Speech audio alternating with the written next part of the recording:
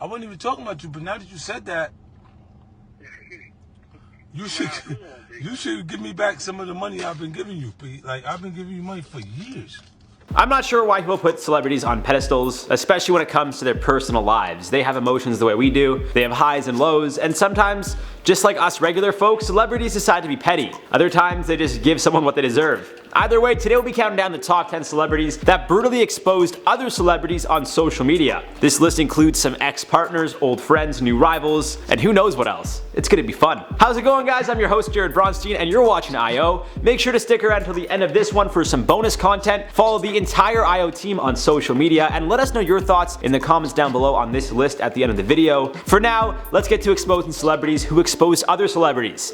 It's like Inception, but with exposing. Starting our list off at number 10, we got Calvin Harris and Taylor Swift. These two had a very public relationship and a very tough breakup. Not long after the two went their separate ways and Taylor found the new man to latch onto, rumors started swirling that she was responsible for writing one of Harris's hit songs, This Is What You Came For. Harris then confirmed the rumors on Twitter, tweeting out a story originally posted by People magazine. He'd then go on a bit of a Twitter rant, which included him writing, I quote, "I wrote the music, produced the song, arranged it, and cut the vocals. And initially she wanted it kept secret, hence the pseudonym." End quote. The song's credits include a person by the name of Nils Sojberg, who is really Swift. Harris went on to write, "Hurtful to me at this point that her and her team would go so far out of their way to try and make me look bad at this stage though. I figure if you're happy in your new relationship, you should focus on that instead of trying to tear down your ex-BF down for something to do. I know you're off tour and you need someone new to try and bury you like Katie, etc., but I'm not that guy, sorry, I won't allow it." End quote. Ugh. Now at number 9, 50 Cent and Tony Yayo. Now 50 is known for being a savage, especially on social media. He's gone after Wendy Williams more times than I can count, as well as Floyd Mayweather and many other notable celebrities. Quite recently, 50 filmed a conversation he had with old friend and G-Unit member Tony Yayo. In the Instagram video, 50 could be seen speaking to Yayo on the phone, who wasn't aware he was being recorded. 50 says, "I was calling you because I was thinking about people that gotta give me back my money."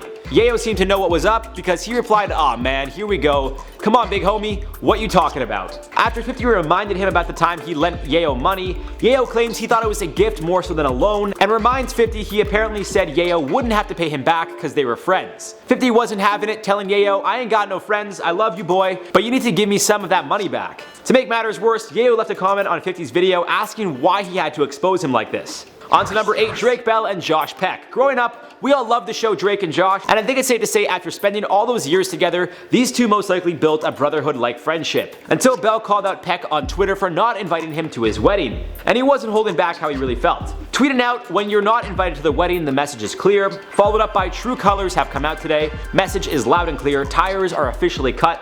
I'll miss you, brother." It didn't take long for people to put 2 and 2 together. Bell was then making headlines, and when speaking with the magazine 17, explained how he was hurt when he found out Peck didn't invite him to his wedding. I quote Drake Bell saying, "It's something you would have said to your brother if you weren't in the public eye and have a bunch of fans. I even texted him and said it. I just wanted to make sure you got the message, you know what I mean?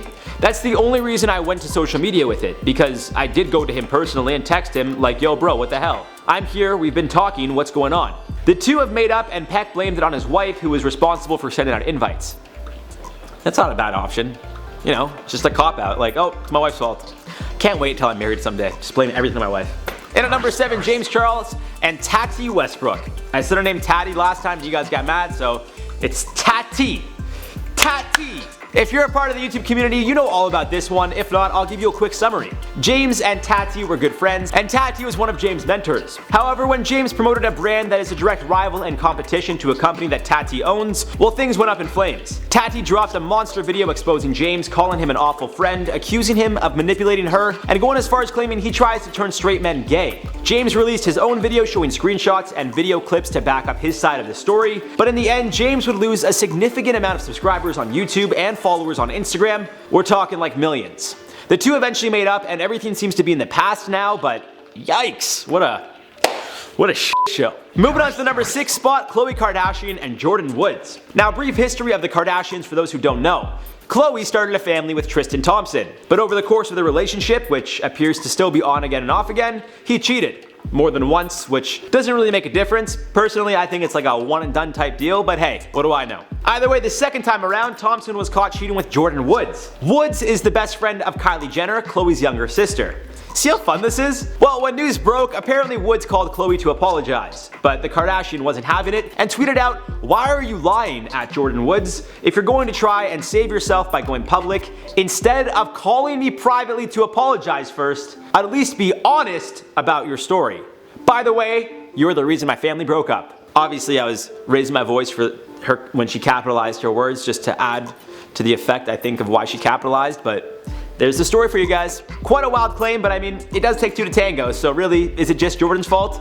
I don't know. Now on to number 5, halfway through our list, we got Bad Baby and Vicki. These two are quite an interesting pair. They have had issues with each other online over the years, but it didn't seem like anything would actually come of it, until something did come of it, and a video of Vicki on top of Bad Baby was released showing the two of them going at it. After a handful of different angles of the fight flooded the internet, Bad Baby, real name Danielle Bregoli, took to her social media to explain what really went down. Bregoli explains she was being held back by some of Vicki's entourage and it wasn't a fair fight. She also explains how she told Vicki to meet her at another studio so they could fight, something Vicki had no interest in doing. Vicki then made a 25-minute YouTube video explaining how everything started. In a nutshell, Vicki explains how Bregoli was into one of her friends, a guy named Malik. Upon Bregoli assuming Vicki and Malik were hooking up, Bregoli started calling Vicki rude names, saying she'd fight her. Again, Vicki had no interest, but when Bregoli showed up to a studio Vicki was recording at, things went down. However, Vicki again explains how she wasn't engaging in the fight until Bregoli physically went after her, which led to the video that we saw. Moving on to number 4, Austin McBroom and Cole Kerrigan. I'm not sure whatever happened with these two, but odds are it was dealt with in court, and that's why they haven't been making YouTube videos on the situation. For those of you who don't remember, Cole accused Austin of forcing himself upon one of Cole's friends without her consent. Cole shared text messages and screenshots of conversations he had with his friend, and between said friend and Austin, as well as Austin's team. There were some very serious accusations and claims, and if proven true, would have most likely ended the Ace family altogether. In a turn of events, Cole was then called out by Keemstar on Drama Alert, when it was in fact proven this was a ruse to try and get money out of Austin. Austin threatened to sue Cole for slander and defamation, and as of now, I'm not sure where this whole thing stands, but I think we know what Cole wanted out of this all along, which is kind of gross to do what he did. Now at number 3, 50 Cent makes the list once again. This time it was 50 going at it with Randall Emmett, a well-known producer in the film and TV industry. Although Emmett's fiancée Lala Kent from Vanderpump Rules also got dragged into the feud, it started with money owed to 50. More specifically, a total of $1 million was owed to the rapper, and when Emmett wasn't paying up, 50 decided to show how savage he could truly be. Going as far as comparing Emmett to that of disgraced Hollywood producer Harvey Weinstein, it was quite evident 50 wasn't playing around. Emmett claimed the situation hospitalized him, but 50 really didn't care all that much. When all was said and done, a rep for 50 confirmed he got paid his $1 million, and 50 posted a video to Instagram saying, "I got my money, so I have no problem with Randall Emmett. In fact, I'm wishing him and his family a very blessed day. Positive vibes now, guys," which of course has since been deleted. And at number 2, Bella Thorne and Tana Mongeau. After the two had dated and broke up in February of 2019, they both made it clear there was no bad blood. But when Thorne randomly tweeted out, "Tana and I are no longer good, she broke girl code, I'm over it," people were confused, including Tana. This led to Tana tweeting back, "Imagine taking every time you're mad at me to Twitter, but then telling people how much you care about me. WTF is this, B?" In now deleted tweets, the two girls go back and forth, with Thorne claiming Tana dated her for Twitter, and Tana saying that such a claim is ludicrous. Obviously not her words, but you get what I'm saying here. It seems all of this stems from a photo taken of Tana and Thorne's ex-boyfriend, rapper Maud's son, leaving a restaurant in Hollywood. At the time, Tana was engaged to Jake Paul, so this could have gotten even more interesting, but it didn't. Now at the top spot, number 1 brings us to Taylor Swift and Kim Kardashian. It also involves Kanye, which is kind of how this whole thing got started. As we know, Kanye infamously took the mic out of Taylor's hand back in 2009 during the VMAs when Taylor won an award. Over the years, they seem to have moved on, and Kanye even asked if he could mention Taylor's name in one of his songs. Apparently she gave him her blessing, and he released the song Famous. For those of you who don't know, the song's lyrics include a part where Kanye says he feels him and Taylor may still have an intimate relationship because he made her famous. He uses different words. A spokeswoman for Taylor then claimed the musician wasn't informed of the misogynistic message in the song, especially the lyrics that he made her famous. Kim Kardashian then jumped in, releasing Snapchat footage of a conversation between Kanye and Taylor. In the video, Kanye plays the song for Taylor, they discuss the lyrics, and he goes as far as saying, I quote, "All I give an F about is just you as a person and as a friend. I don't want to do rap that makes people feel bad," end quote. Taylor tried to clap back, posting a rant on the Notes app, which she then shared on her socials. In the post, Taylor claimed she hadn't heard the part where she was referred to as Kanye's possession. Again, he used some different words in the song, which I can't say right now. And even went as far as threatening a lawsuit, but it seems nothing more came of this. And there you guys have it for the top 10 celebrities that brutally expose other celebrities on social media. Which one of these surprised you the most? Let me know in the comments down below. For now, let's reply to some comments from the video. Top 10 entitled dads that went too far and got exposed. Diva said, would have liked to have seen some videos to go along with the stories. I wish I could have included some videos to go along with the stories, but unfortunately, you know, some of them I got from Reddit, so it's just a written story that I had to just present to you guys. Other stories, you know, they're just like news articles, no one necessarily filmed it. There were some pictures which we showed, but that's all I could really include, so sorry. Corona Simmons said, I like the Pepper Baron, but I feel like your nickname should be Dr. Pepper. I don't know. I guess you can call me Dr. Pepper if you want. Call me whatever you guys want.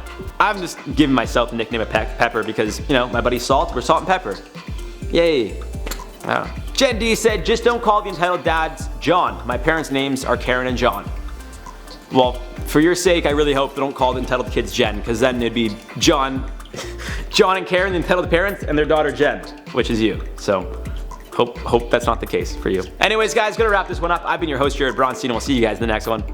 I wrote the music, produced the song, arranged it, and cut the vocals. And initially she wanted I'm not sure whatever happened with these two, but odds are it was dealt with. Although Emmett's fiance, Antana's saying that's such a, Antana's saying